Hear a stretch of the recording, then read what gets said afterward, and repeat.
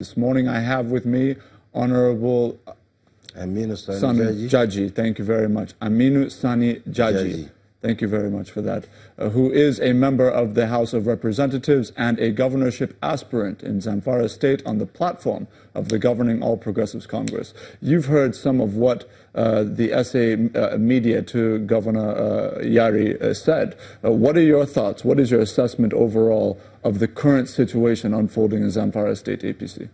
Well, actually, the current situation in Zamfara State regarding the APC primaries, is very unfortunate because, as I said, for the governor who is a leader of the party, just try to come up with some certain conditions or steps towards this primary election in Zamfara State, whereby he made mention that some few people that he anointed them as a party or his own candidate, right from the governorship up to the state assembly. So, it's something that they decide to go for indirect primaries initially, and then most of the stakeholders, as well as some aspirants, they said no to that one, simply because of the way the party executive were formed.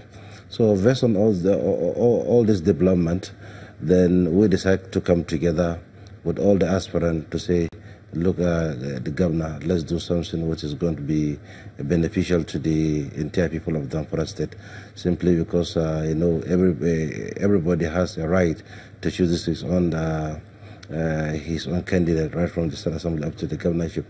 But all this process, all these primaries, the way the governor or the Zamfara State government try to truncate or to strangle the whole process, honestly, it is not healthy. Considering the fact that, Zamfara State is one of the states that has issue of insecurity, and then they try to use this issue to further confound the whole issues. So that is why we said no to that one. We try to see that really a level playing ground has been explored in Zamfara State, so that anybody that obtained his nomination from the party, that he can participate in the primaries. But the governor didn't allow such to hold. So, well, we try as much as we can as major critical stakeholders in the state to see that honestly justice has been done. That is why we have been following on and off. If he said this and then we see that no, it is not going to be okay, then we said no, let's go for another option. Thank God the National Working Committee, they consider all our requests as a genuine request. That is a request that we're not doing it with sentiment, we're doing it with reasons. So based on this, then we at least were able to actualize so many things. Some of the criticisms that have been leveled against Governor Yari over this issue have been that they allege against him that he has essentially threatened some form of kind of violent backlash potentially against those who may come and do a primary that he is not in agreement with. His SA media this morning has said that that is not true, that indeed he never threatened violence on anyone at all, and that there should be no reason why a credible primary it should be said that a credible primary did not take place. What are your thoughts about that? Well, honestly, I'm so surprised the way I had the SA media, who happens to be a teacher to me, but the way that he said that the Governor Yari didn't plan the issue of threatening someone or creating violence or chaos in the state, which anybody, he knows that this is what he did. And then actually, that is why I said that all the process was being strangulated because of the way he employed a lot of issue of talks and the issue of chaos, and some of his comment or statement, honestly, is not healthy. Many people, they consider it as how can a leader, a governor, issue such a statement? So honestly, it's something that is all over. And then going by the available information that we have, including all the security agencies, they know about it. That is why that based on the intelligence information that we have in our purview, we said honestly, the Governor is like he's thinking towards another direction, not We're seeing a lot of different things playing out across kind of states at the moment within the party. Obviously, there was information yesterday that a court has nullified all candidates, for example, in River State APC. We're seeing, obviously, backlash in some other states.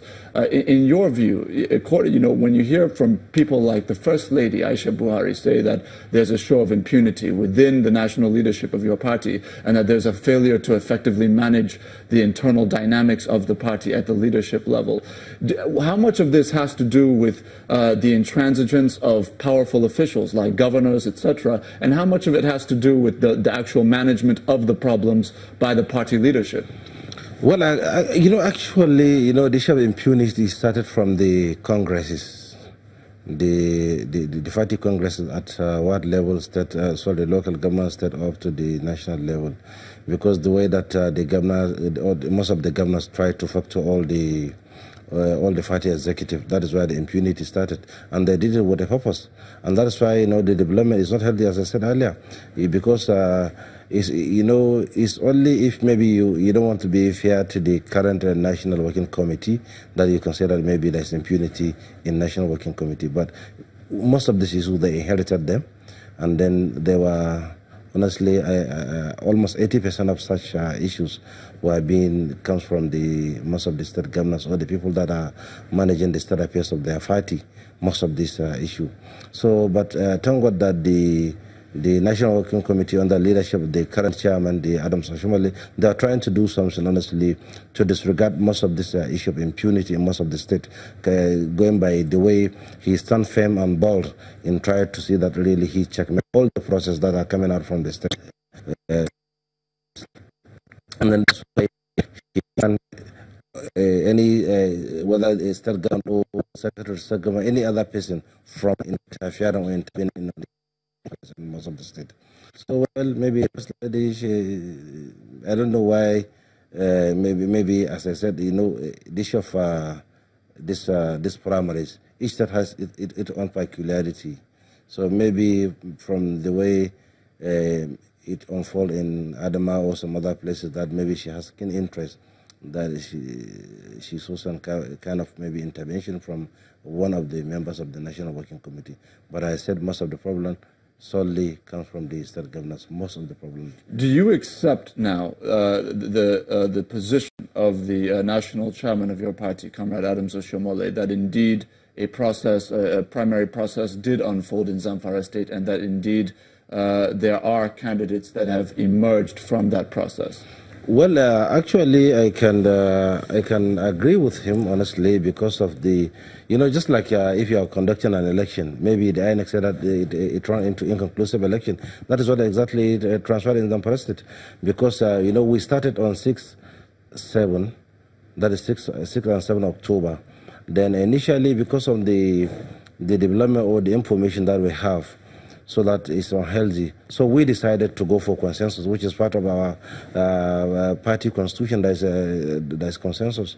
So we started consensus, and then if you started a process within the stipulated time, provided you started within that stipulated time, then you can continue until you finish. But you have to make sure that you finish it before the time given by the INEC of submitting the candidate. So the way the chairman said it is very correct, and he's right, because I know that it's something that we started. I'm part of the people that we are doing consensus, and then we reached a very certain stage as of that day. So even the INEC officials, they were around and they know what we are doing. So I don't know why they even issue that later. I don't know why.